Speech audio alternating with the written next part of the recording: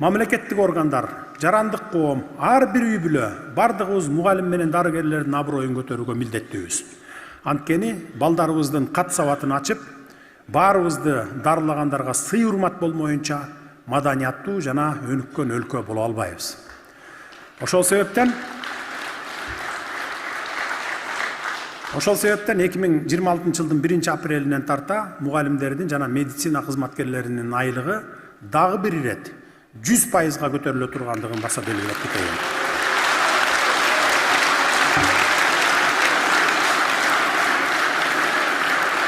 Министрлер кабинетинин башчысы Адылбек Алешевич 50%-дан кем эмес көтөрөбүз деп жарыя кылды эле.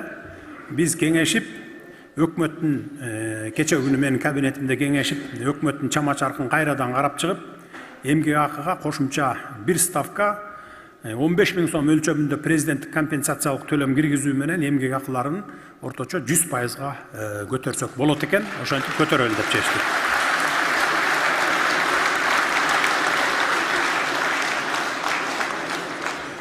Учурда мугалимдердин орточо айлыгы 26.000 сом, ал эми келе жаткан жылдын 1-апрелинен тартып көбөйгөндөн кийин 52.000 сомдун тегерегин түзөт.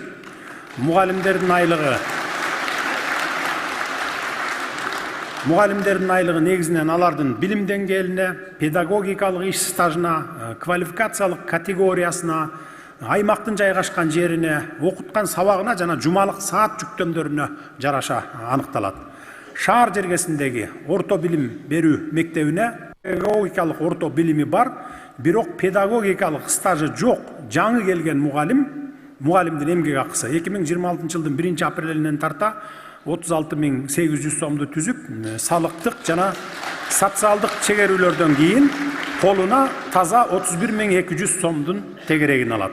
Жаңы келген мугалим, студент болуп бүтүп келген мугалим. Райондук коэффициенти 1,8 болгон, тоолуу алыскы райондо иштеп жаткан жана жашаган 30 жылдан ашык педагогикалык иш стажы бар орто мектептин математика мугалиминин учурдагы эмгек акысы 65.800 сом. Ал эми 2026 жылдын 1-апрелинен тарта эмгек акысы 97.600 сомду түзөт.